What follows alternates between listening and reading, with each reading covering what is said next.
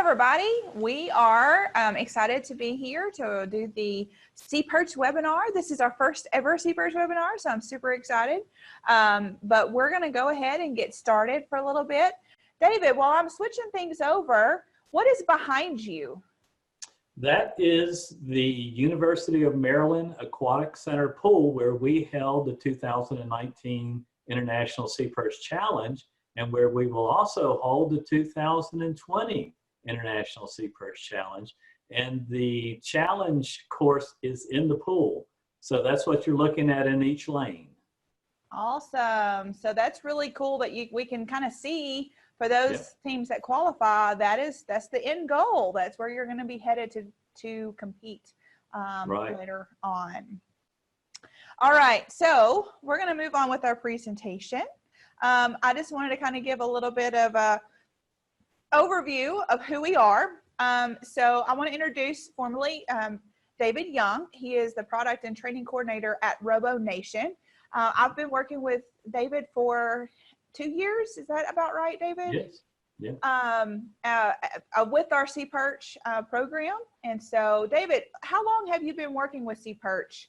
I have been working in the SeaPerch program for the past 8 years. I started when I was a civilian with Naval Research Laboratory at Stennis Space Center, Mississippi.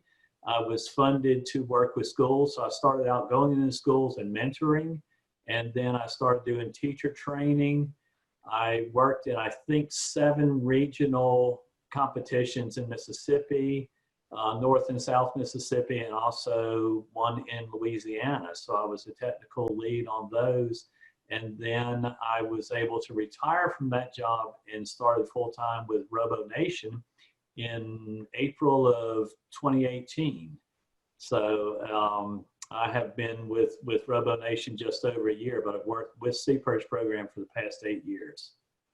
So you've got a lot of experience with SeaPerch and the impact that it has with kids all across the nation. Yes. So that's great. I've only been, so my name is Lori Canada. I'm the STEM specialist, or one of the STEM specialists at the state 4-H office. And I'm in charge of the qualifier, the regional qualifier that leads to the International SeaPerch that he's talking about, and that he's got a picture of back behind him. So our competition that we have every spring is the qualifier that we have. I've been with Arkansas 4-H for almost 2-3 years. I can't remember. But I've gone through did 2 SeaPerches. We're going on to our 3rd season that we have. I'm really excited about it. For those of you that don't know, this is a SeaPerch sitting right here, a little ROV, a standard build. So that's kind of like the idea that the kids will build one of those and go through the courses, and we'll talk through that here in a little bit. So what I want to do is I want to go through a little bit of an overview of what our presentation is going to be over the next 30 minutes or so. So we've got 4 main areas that we're going to talk about. The first one is, what is the SeaPerch Challenge? If this is your first time to hear about it and talk about, like, oh, that sounds kind of cool. We're going to talk about, what is it? What does it entail? We're also going to talk about the competition information. What does it mean for a team to come compete? What does that look like? What is that going to look like for Arkansas? And a little bit of information for the international competition. We're also going to go over some pro tips and some FAQs, some general questions that I get on a daily basis or a semi-regular basis about our current SeaPerch program here in Arkansas. So let's get started with, what is SeaPerch Challenge? And I want to focus on what is the goal or what's the purpose. So we are teaching, this process will teach students, 4-Hers, youth, whoever you might have coming as to critical think, to work together in a collaboration. It teaches lots of 4-H life skills. 4-H is a life skill builder. We focus on that a lot, of building the whole child and not just one portion of it. We feel like this is an opportunity to reach some 4-Hers that don't normally think about 4-H as being robotics or STEM related activities. Typically when you think 4-H, you think it's an ag, or you're showing animals, or you're sewing something, or canning something. So we're broadening those horizons, and we want to encourage anybody and everybody to to be a part of the SeaPerch Challenge. You do not have to, we have opened this up for any youth to be part of this. Like I said, the Electric Cooperatives has done a wonderful job of sponsoring teams out of schools. And so we want to welcome anybody that is available, but we're going to do all of our things that are registration and stuff from the 4-H viewpoint. So just get a little bit of exposure, just so as you know that. So the next thing is what makes up a team, classes, divisions. I'm going to let David talk to you a little bit about that part. Okay, so typically up until the 2020 season, we have had 3 classes: high school, middle school, high school, and then open class. And these are a little bit different in not age range, but how we classify them. Lori will talk about how they do it in their regional challenge, and specifically Arkansas's regional challenge. So to us, middle school is up to and including 8th grade. High school is everything 9th, 10th, 11th, and 12th. An open class is not grade or age limited. You could have a 5th grader and a 12th grader on the same team in open class. This year, and I'll give a little bit specifics in just a second, but this year we have further divided the 2, what are called the middle school and high school stock classes into an additional. We have the stock will now be a class which the SeaPerch is built using standard piping, PVC, CPVC, or PEX piping. That is our middle school and high school stock class. And this is kind of an entry level to us. So we have a lot of teams now that are building 3D printed SeaPerches. So we have further divided it. Now we have the class, the one Lori is holding up. That's our stock SeaPerch. Although you could use PEX piping or the smaller CPVC piping, you could use Schedule 200 piping, which is thinner and lighter than the Schedule 40 piping. But the initial class will be, it has to be built out of a standard piping product, pipe and fittings. The 3D printed or the other materials class is what we're referring to it right now. Anything that's not standard piping, 3D printed, carbon fiber plate, machined out of a block of plastic if you wanted to. It's not PVC or not standard piping. So that's our 2 class divisions within the stock or the high school, middle school classes now. And then the open class, the stock class is limited to 3 motors. All the classes require that you use the stock SeaPerch motor, but the open class can use as many motors as you want to. You're not limited to 3 motors. You're not limited to the standard SeaPerch controller or some variation of that, which is just simple on-off switches. So you could use a Raspberry Pi, Arduino, or some other motor controller to control your speed on your SeaPerch. So the open class is kind of an advanced class. Not all regionals have those. Lori will talk about her specific regional, the 4-H Arkansas regional, and how they divide their classes. But that's how we will divide ours this year and going forward. I want to show you on the 2020 SeaPerch Challenge website that they have a very good, I'm going to scroll down here, they have a very good breakdown of what their different classifications are going to be. So if you have any questions, you can look through that, and if you can ask, okay, well, what about, motors, or how much money am I going to spend, or anything like that, refer to this table. That is something that they can will help you in guiding in that process. Right. For us in Arkansas, we have such a lot of new programs that are just now getting ready to do the SeaPerch Challenge. We don't see a whole lot of 3D printing at the current moment, or if it is, it's just very minor, or it is something that is modifications of this for like a hook or something to be able to pick things up with. Or maneuver in the challenge course, and we'll talk about that a little bit later. So we're going to stick with just standard open junior class and senior class. Was going to be about the equivalent of their middle school and high school. Our age differences are going to be right there at 13, 14. So if your kids are 9 to 13 as of January 1st of 2020. So think about how old are your kids of January 1st of 2020. So 9 to 13-year-olds are going to be considered juniors. 14 to 19-year-olds are going to be considered seniors. So that's what we're looking at as our division. If you have any questions, feel free. Registration for our teams is not going to go live until after I get back and into January, the first couple weeks of January. So if you have any questions about your registration of where your teams are going to fall, you can definitely call our state office, and the contact information will be at the end of the presentation for you to do that. Good. Laura, I did want to mention that if a team competes in a stock class using PVC piping or some standard piping, and they're qualified for the international challenge, they can change their ROV. They could build a 3D printed ROV or an advanced ROV and enter a different class at the international challenge. That is correct. You just cannot change divisions in between the obstacle course and the challenge course within the same competition. Right. That's the only thing. You have to use the same ROV Exactly. within the one competition, but you can definitely rebuild and change between regional and international. That's a good point. Yes. Thank you. For us, how many members can be on a team? For us and our registration, 2 to 5 is our standard team members.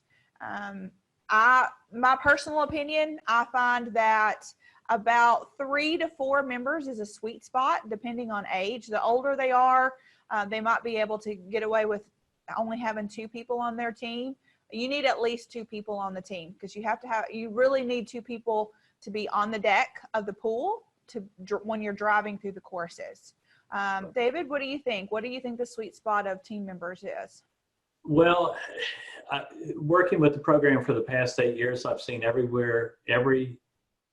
from a 1-person team to a 12-person team. Our registration system is limited to 15, but still you're only going to have 2, or possibly this year at the International Challenge, 3 students on the pool deck. So you have to keep that in mind. You have a very large team. You're only going to have two on the pool deck, and you could switch those between the 2 events. So only 4 of those students are really going to get to compete.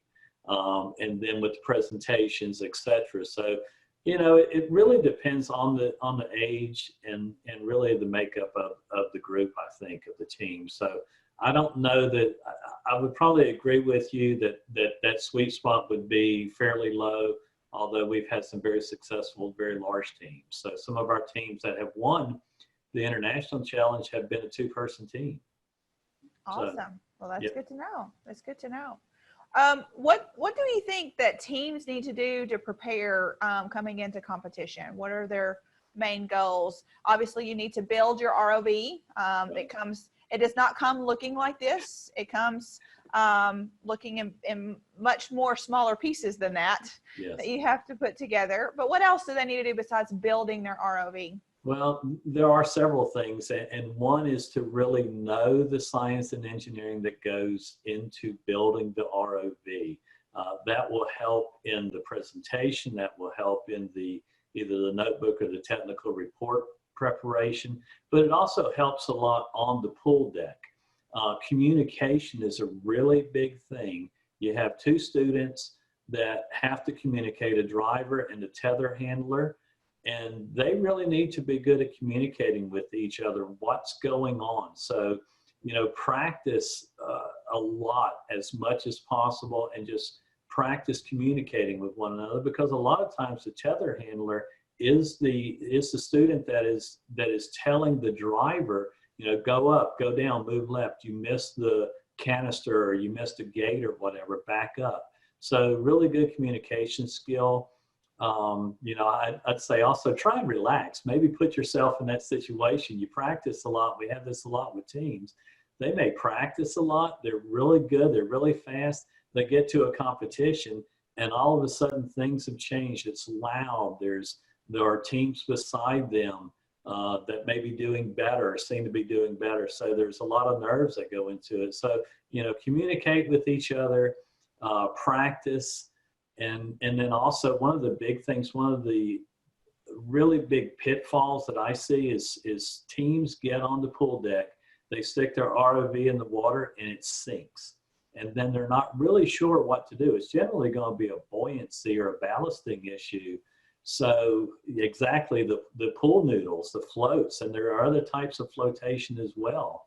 But be prepared and know what to do. If your SeaPerch is pitching nose up, know that you need to adjust your buoyancy backwards so it levels off. So just really being aware of the dynamics and the mechanics and the physics that goes into this, and being prepared for that. So bring tools. I believe we'll talk about that in a little bit, but the spares, the buoyancy, everything that you need. Coaching's a big part of it, that the coaches and teachers really teach these, not only the physics behind this, but kind of the mindset of knowing when you get there, so it will not descend, it won't dive. Well, probably has too much buoyancy. You know, a lot of times I'll see a SeaPerch won't dive and they go, well, my motor's broken. Well, it's not broken, you have too much buoyancy, it can't possibly sink. You know, so just some, or it won't pick simple, up the item you're wanting to pick it up, you know? Exactly. So some simple preparation like that will go a long way toward being successful. And that leads me to something else that I want to share with you guys is some resources. Y'all are really great about sharing lots of resources that you have. And so I want you to know that I have posted on there the Arkansas 4-H STEM page. It will take you to this page here. It's a bit.ly link that I have on the end of the presentation. And then once you do this, if you click on SeaPerch here, this is the place that I have collaborated a lot of different resources. I try to keep it updated as much as possible as things come out and do. So you can see here's the information about our 2020 competition. You can see that is there. You can see my contact information if you want to contact me directly. Some items that you're going to need: SeaPerch kit, tools that you're going to need, drill, PVC cutters, a soldering iron. Those are some things that you're going to need. You see pictures of some of those tools here. This is what all is in a SeaPerch kit. This kit can be purchased from the SeaPerch website. It's $179. And I feel like it's well worth that $179. It is only, like, all the stuff there is very accessible just in your local hardware stores. I think the only thing that you might not have access to is the control box that's right here. This has the circuit board, and they will be soldering the circuit board together. That's part of the process of building their ROV, their remote operated vehicle. But I find that these are really great. These are the types of kits that if you are close to an electric cooperative, that they are purchasing those and trying to get those in the hands of kids to be able to help support the growth of this program. But I wanted to go through also some helpful resources. And you were just talking about teaching the physics and the buoyancy behind it. So this teaching aspect has lots of really good resources with student workbook, identification sheets. So if you're a teacher, you can definitely use this as part of your curriculum. It also has connections with the national science standards. So you can look and see, where does this correlate in? How can I build it into my classroom? I'm a former teacher myself, so I know that those connections as to the standards are very important to you guys.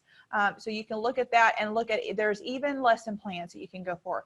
Even if you're not in the classroom and you're a volunteer leader for one of our 4-H clubs or an after-school program, you can look at these lesson plans to see how do they break down the building process and the teaching of those aspects for the program. Another thing that they have is they have build videos. They have these in a couple different resources. You can see them all on my page. This is just one of the places, is a playlist of YouTube videos. So you can see that my 9-year-old does not know how to cut PVC. Well, here is a video that if you watch it, you can learn how to cut PVC properly and safely. That's something we want our kids to make sure that they do, is make sure that they're safe in the process of this. How to solder. There are several times that you're going to have to solder a part of this. Solder wires in for your motor. You're going to have to solder for the circuit board. And this is something that we definitely want the kids to have their hands on and learn that process. So knowing how to do these items safely is something that is very important. So training videos. Another one that I want to point out to you while I'm on their YouTube page, it's RoboNation that David works for, has a YouTube channel. So I would suggest subscribing to it because they put out playlists. This is the playlist for 2019 regional. This is going to give you examples of what the course is going to look like, what should be done as part of the activities of the courses, and just some helpful tips and tricks. You can see here, what did it take to build the challenge? And David has already assured me he's got some videos ready that will be posted soon. So keep an eye out that there will be a 2020 playlist coming to you shortly. That's right. Another thing that I also want to point out to you is they have a forum. And this is something that David helps to monitor. So here is the 2020 SeaPerch Challenge. They already have it set up. And they have a couple of different areas. So if you have any questions that are general to the courses or the build, or David is more than happy to help monitor these questions. But if you have questions about that, stick them in one of these topics that you can go in and say, all right, pool courses, what do we have here? And then here's the build of materials, or maybe that you have a question about the ability to be able to, what are you supposed to pick up, or a question about the course. This is a good place to be able to go to ask those questions, or look at questions that have already been asked before you, because I bet you're not the only one that has that same question. So either you can ask it and someone else will benefit from it, or you can read what someone else has asked and you can find your answer a lot quicker. Extra SeaPerch resources, we can look here. This is some extra teach, build, become, some extra information that we have going on here. And then we have the engineering process. This is something that is new that we'll talk about a little bit here in just a second, about the technical design report. That's changing a little bit this year, but they've got some really great resources for that as well. Did I catch everything, David?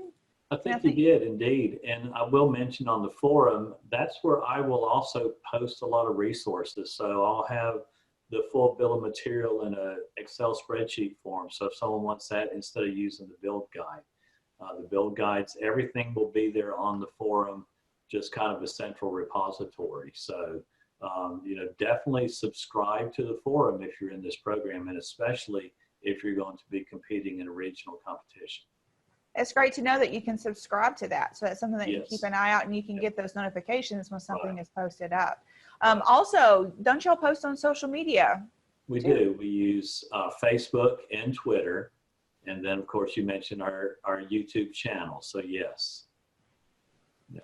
Great, great, great. So let's talk a little bit about what the overall competition is going to be. Let me get back over to our presentation. We talked about all that. So the competitions have four areas that we're going to focus on. We have an obstacle course, a challenge course. We'll have an engineering report where each team will turn in for review, and then they'll have a presentation part of it. So I'm going to let David talk a little bit about the courses. So this is what happens in the pool area. Okay, great. So the obstacle course is kind of our standard, doesn't change year to year. We may change the orientation of the hoops a little bit. The only change that has been made in the past several years, we went to an 18-inch diameter hoop as opposed to a 24-inch diameter hoop. So this is your sprint. This is your 50-yard dash of the competition. It's all about speed, but it's also all about having a strategy and maneuverability and agility. So A lot of teams do very, very well at this, and our records are in the mid 30 seconds for this. Typically, we'll see 2 or 3 minutes records in a regional competition. Some teams will take the whole 10 to 15 minutes and will not complete the obstacle course. But again, it's all about practice and communication. The biggest downfall of the obstacle course for teams is that they get their tether cable wrapped around the hoop, wrapped around the pipe. They get stuck. They have to get a swimmer, diver to get it out for them. But this is our sprint race. It remains the same every year. And I will, can I say something now about practicing and building the courses real quickly, Lori? I know we're going to go into it a little bit more in detail. You know, you don't need a full obstacle course to practice. Just three hoops on some pipe would do. But these are actually very inexpensive. I think this is like $12 to $15 to build an obstacle course. So schools, you know, clubs, the 4-H club could easily probably build one of these. So again, this is your speed race. So the two pool competitions have to be run, which Lori already mentioned, with the same ROV. And if you have a gripper, pipe, or something on your ROV for the mission course, that has to remain on the ROV for the obstacle course, but you can fold it out of the way, telescope it into another pipe, come up with something innovative and ingenious to get the thing out of the way so you can go faster, because it's all about speed. Do you want me to go ahead and you want to talk some about the other pool course, the mission challenge? Yeah. Go ahead. Okay. Yes, go ahead and do the mission challenge. Okay, so we use themes, and this year the theme is waterway cleanup. So there are the Great Pacific Garbage Patch that is floating in the Pacific Ocean. There's actually a couple big clusters of garbage, of trash floating in the oceans. So this is kind of what our theme is built on, and it's really not just about what you do in the competition to clean up, but we would like everyone, including ourselves, to be better stewards and to develop better habits of not polluting, not wasting, etc. But so the course is built around this year, waterway cleanup. We're trying very hard to use the same components year after year. We're going to introduce some new components, new tasks. But if you competed in the 2019 challenge, then you notice we still have the beacon this year. We still have the gate. The thing that's different is the garbage patch containment ring. So the beacon has been repurposed. So we not only have waste and marine debris in our waterways, but there are also unexploded ordnances around the world in different waterways. And so we're using the canisters from last year as simulated mines that will have to be picked up and moved. And then the beacon, instead of having to turn it on as you did last year, now you have to turn the beacon off. So it has an arming device on it, and this simulates an active mine. So it will have an arming device that when the team starts their run in the pool, the LED will be lit, and they have to rotate the arming device to turn the mine off or to deactivate it. And then they could also lift the arming device off and move it onto the platform for extra points. We used the gate from last year, the vault that held the canisters. So we kind of flip-flopped it this year. Instead of holding the canisters, this is where everything will be deposited this year. They still have to open the gate, but the gate has been modified so it has a closing arm on it, such that when they put their when they pick their last canister up or their last underwater mine, they will hang it on the closing arm of the gate, and it will close the gate. So there's multiple interactions with it. There's opening the gate, there's closing the gate, and then they can relatch the gate for extra points.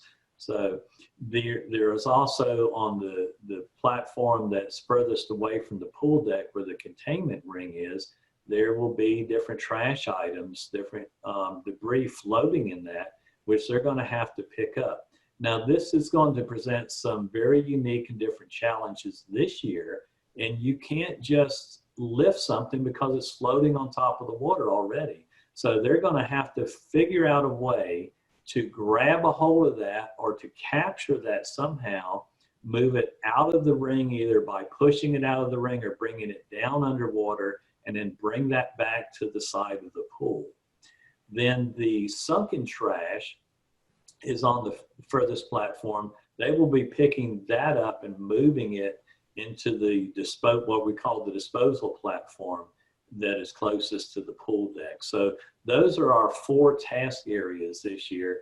But as I mentioned, it's going to present some very unique challenges, more so than last year. You can't just put a coat hanger or a piece of pipe or a piece of wire on your SeaPerch and expect that you're going to be really competitive this year. So, you know, teams are going to have to step up their game. But to us, this is what it's really all about. It's about feeding the innovation and about students learning to adapt and innovate for different challenges.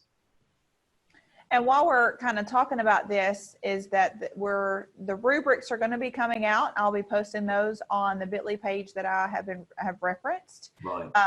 And so a lot of them are a point system. It's a check. Okay, you did this part of it. Am I right, David? Yes. So a point system, and also it is a timed event, and time is the tiebreaker. So if a team, you know, we'll have a lot of teams, and you will too at your regional, you have a lot of teams that get the same points. So the team that does it the fastest, they're going to win that competition. Does it the fastest with the most points. That's right. So that's the water events, the things that are happening in the pool. They're of course, the star of the show. They're the most exciting part. Right. But then I'll talk to you a little bit about the presentation side of things and the engineering report. So this year, as David has said, we're changing a little bit from a notebook, like where you do your whole process, to a 5-page document. And it has 8 sections. There is a great resource that I will have posted on there. I believe I have, let me see if I can switch over. This is the page here with the engineering process.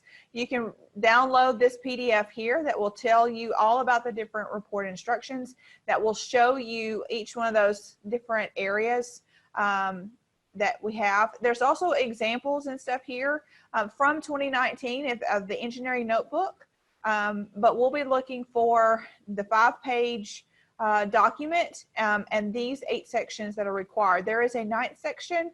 The first, I think, 6 or 5 or 6 are numbered like 1, 2, 3 for your document. And then the ones after that, your budget, your fact sheet, are appendices that are required that you have to have in there. Especially if you are in a stock class, the budget is a big part of it, just so we know that your ROV meets the criteria, the stock of within the budgeted amount of additions that you have there. Right. So, Lori, we use these in our collegiate competitions, and that's kind of why we went to this. The engineering notebook was a 24-page maximum, and a lot of students felt like, you know, if they didn't have 20 pages, that they weren't doing a good job at it. So this will really, I won't say it will be easier, but it may be less time consuming than writing a 24-page engineering notebook. But we will also have some examples from our collegiate level competitions that showcase some of the better technical report presentations, you know, the technical report. So we will have some of those posted pretty soon. Great. That'll be good to have those resources available for us. Right. And I think all of this encompasses what we have traditionally done as a notebook. We're just kind of shortening it down a little bit, making it less cumbersome for the teams to be able to do, and making it a little bit more manageable for them. Right. All right, so we're also, we're going to do a presentation side of things for this. So all teams for the Arkansas SeaPerch Challenge will do a presentation of up to 10 minutes. Everybody in your team must have a role in the presentation, even if it's just introducing themselves. I understand that not everybody is as outgoing and wanting to talk about things in front of other people as others, but we want to be able to include and build those life skills for those kids. So take your ROV to your presentation and talk about those different elements, design elements. What went wrong? What went right? How did I adapt the standard instructions of how to build an ROV to make it work for this year's challenge, or to make it what we think is going to be better? So, and other changes. There'll also be in front of a panel of judges of 2 to 3 people. And whenever that presentation's over, then they will ask a few questions with that. And for us, the way the Arkansas Challenge works is the scores of all 4 of those areas will be averaged together, and they will become an overall score for an overall winners for each division. So, and again, for Arkansas, our division, we're just going to have junior stock, senior stock, and the open class for this year. We'll see and we'll evaluate how many would fall into the 3D printing section, and potentially look at opening those other divisions up for 2021. But right now we're going to stay with just the normal stock divisions plus the open class. Right. Lori, if someone did 3D print, would they be allowed to compete in the stock class? As long as they would meet the as long as they did not surpass what the open classifications are. So for example, the budget restrictions would still apply. Right. The motor restrictions would still apply there as well. So as long as that threshold between stock to open is not crossed, then yes, they would be able to still compete. Great. All right. So we're going to look into a little bit more about what our Arkansas SeaPerch Challenge is about. So just to kind of give you an example, our competition for this upcoming year is going to be held on March 6th, 2020. We've already got that date set. This year it is going to be on a Friday versus in the years past it's been on a Saturday. It's going to be held at the same location as where we were last year. So the pictures that you have been seeing so far within the presentation have been pictures from last year. So the facilities are going to be very similar to that. It's at Aquatic Center in Bryant, Arkansas. So provided there's not lightning, which we did have a little bit of lightning delay last year, but provided there's not lightning, we'll be able to still get in the water and be able to help with that. It will cut down on wind, stuff like that as well. As I've already mentioned, you've got a team registration of $80 that will get 2 to 5 team members and a coach, along with t-shirts for every team member that signs up. You do not have to be an active 4-H member, so we're making it an open enrollment, but we are going to ask that once registration comes available, we are doing it through our 4-H registration process. It's going to be a new program called RegPack that starts the first of the year. So you'll be going, if you are not a 4-H active 4-H member, then you'll go to your local county extension office agent, and they can help you get registered for that, because I want them to be caught in the loop with all that as well. So if you can feel free to contact me if you don't know who that is, and I can direct you to who that is for your county as well. Everybody asks, well, what about lunch? How's that going to work? They will have a concession stand available. They did last year, where you can purchase just normal concession stand stuff, hot dogs, nachos, things like that. You can pack your own lunch if you want to, do a little sack lunch and kind of have a picnic. This is a Parks and Rec area, so there's other places that you can kind of go and sit if you have a break. Also, there are quite a few restaurants, fast food restaurants and other restaurants nearby if you want to send a parent or someone to go pick up something and bring it back, or if you just want to take your team. Same thing with lodging. There's quite a few lodging hotels that are available in the Bryant and Benton area. And all of that information is listed on the SeaPerch page that I have been referencing. I did want to let you see a little bit of what the schedule looked like. This was 2019 schedule. So you can see that we started about 9 o'clock and we ended about 3:30 in the afternoon. So you can kind of expect a very similar time frame with that again with us this year. Even last year we had about an hour and a half delay. David, do you remember how long it was? It seemed like it was about that long, and yeah. You all did very well of getting back on track though. So I was pretty impressed. I was there for that one, and I was very impressed at the length of the day with the lightning delays. Yeah, we had a lightning delay at the very beginning of the day, but we still ended pretty well on time. So provided there's not any delays, we might even end a little bit early. Your team will be assigned a team number just out of simplicity for our scheduling purposes. And you can see that each lane, it'll be a rotation system. So everything runs simultaneously. The presentation, the obstacle course, the challenge course. What the system that you're looking at there is for two lanes essentially, or two rooms happening at once. Depending on our scheduling and our registration, we may have to do a third lane this year. I hope we do. I hope we have enough increase that we have to do that. But you just find out. So for example, if your number is 201, then you find 201 here, presentation A, 201 in obstacle A at 12:30, and then you do 201, the challenge course at 1:45. Now, these are, I call them ish times. They're what I, in my math teaching degree, I'd still work with ishes. So if the teams get done before the scheduled time is over, the judges are going to call the next team on deck and go through. They're not going to wait till exactly 12:30 to call the next team.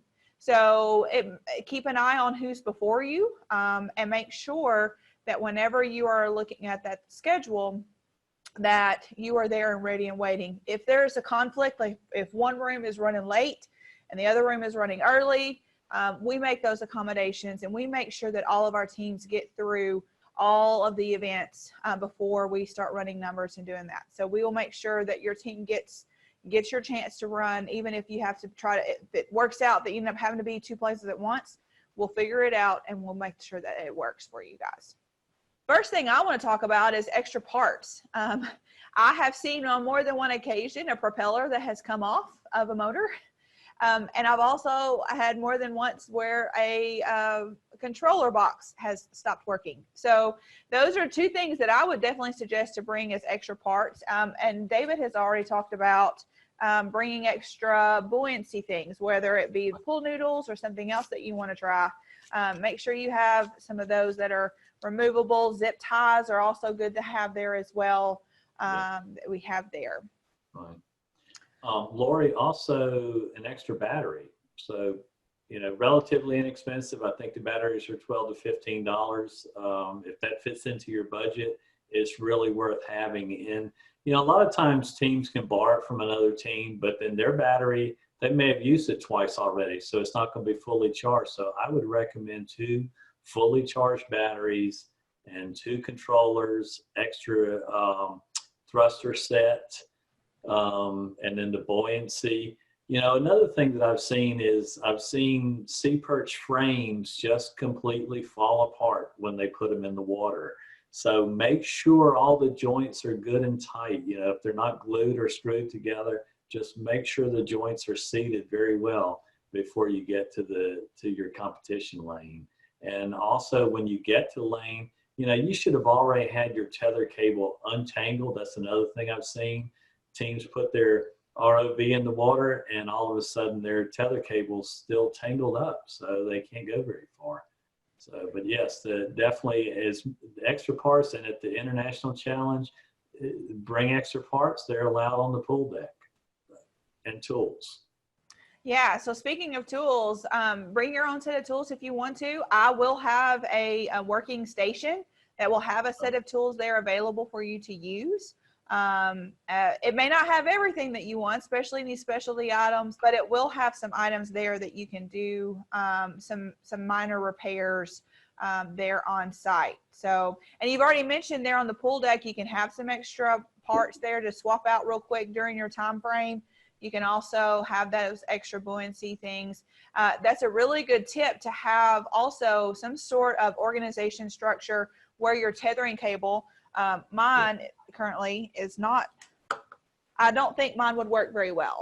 I think that it would probably pull just a little bit and get caught. So my organization is not the best there, but I've seen them just even use a piece of cardboard and use it like a reel to be able to reel up the wheel on. I've also seen them use like almost like a gardening hose reel that you reel that up on, that they can reel it out. as well. So that's really good idea as well. Another pro tip is to have really good open lines of communication between your kids on the deck.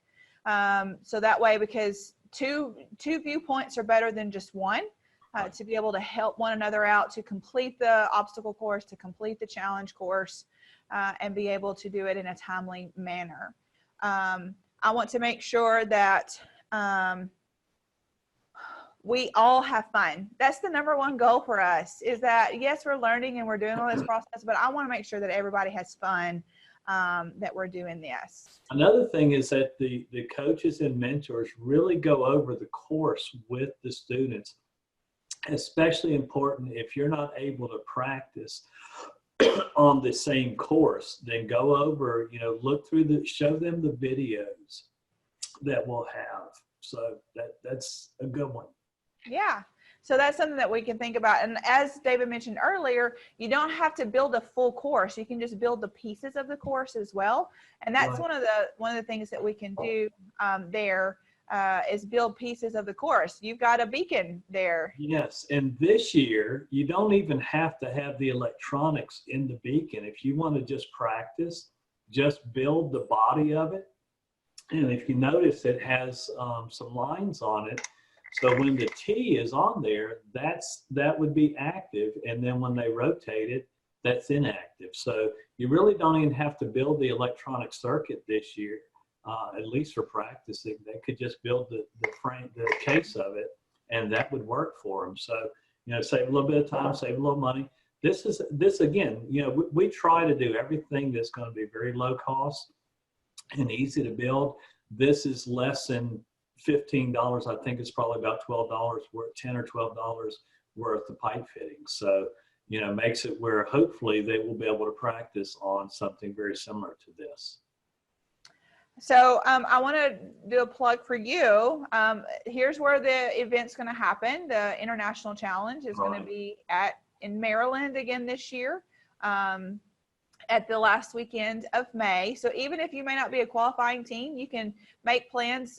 Can they come and just watch as an observer? Oh, they can indeed, yes. So we have what's called a registered spectators, where they can register, they pay a fee, they get the lunches, t-shirt, etc. But it's actually open to the public as well. If they just want to come and see the pool events and hang out there, they're very much welcome to do that. And of course, it's very close to Washington, D.C., so there are a lot of things to do in the area. Great. So I want to go over a couple of just frequently asked questions for us in our program. So the first one is, where can I practice? Especially in rural Arkansas, there's not a whole lot of options to stick an ROV in and get an obstacle course. Well, one, you don't have to build the whole obstacle course, but some ideas that some people that use around is if there's a community pool, a boys and girls club that has a pool option. Private pools are another option, that if you have a parent or another 4-H member or student that has a pool available.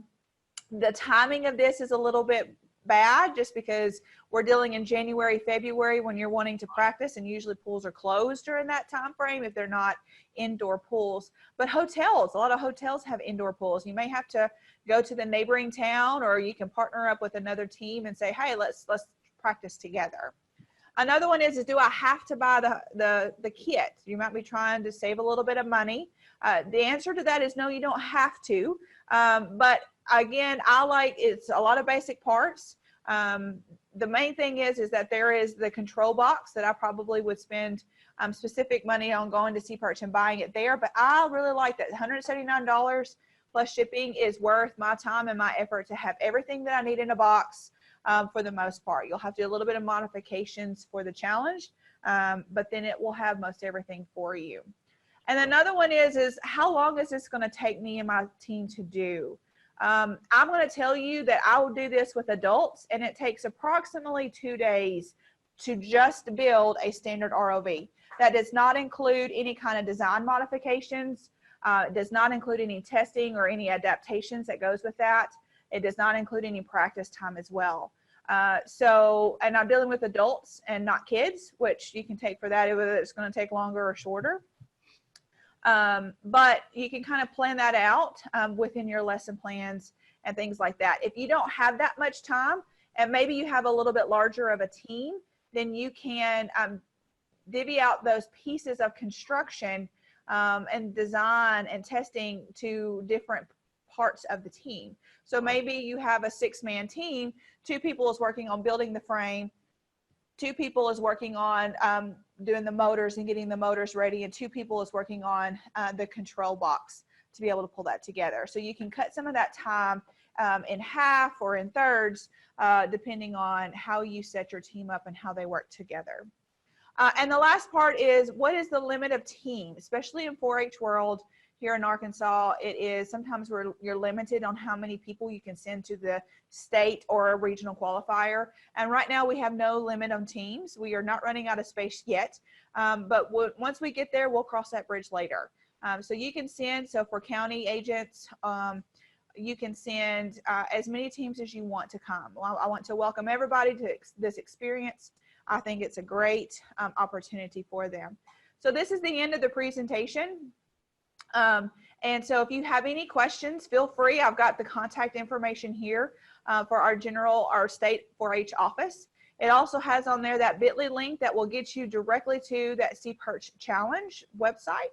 So be able to do that there as well. Now what I'm going to do is I'm going to look over, and I have one question that we have here. How many toolboxes will be needed for 4 teams? Is it 1 per team, or can they realistically share? I know what my answer would be. David, what do you think your answer is going to be? Well, if you look on the website on the ordering page, it says 1 toolbox or 1 toolkit for 10 ROV kits. However, it really depends on how you're doing the program in your club or classroom. So if you're building 4 ROVs at one time, and they're all doing the same tasks, such as cutting the pipe, you can get by with 1 toolkit, but then get some extra pipe cutters, get some extra drills, get some extra screwdrivers, some extra pliers, etc. So typically when I do training, I have 1 toolkit for every group. And when I've worked in schools before, I'll bring, if I'm doing 8 simultaneous SeaPerch builds with 8 groups, I'll have 8 toolkits. But, you can get by with less. And the toolkits, of course, they last year after year. Some of the some of the tools may wear out, but you just want to make sure that it's going to be a good experience. So it really depends on how you're structuring the program. So my recommendation is, if you've got 5 ROVs, buy a single toolkit and then augment that with the additional tools that you'll need. I believe if we don't already have a list on the website, I can provide that, and I can send that to Lori, and she can pass it on. I believe there's one on my website that I've kind of pulled off of one of your inventories. So there should be a toolkit list on that bit.ly website for our SeaPerch page. So if you can't find that, let me know, and I'll make sure that it's posted. And I would agree with David. Depends on how you set it up. If you're doing simultaneous, you're going to want to set a set of tools for each group. But if you're doing more of, they work on their own time frame, they come in and one group might be on soldering, and one group might be on cutting PVC, then you can definitely have just 1 toolkit there available for you. Yes. Hoping you have a wonderful afternoon, and I will catch y'all later.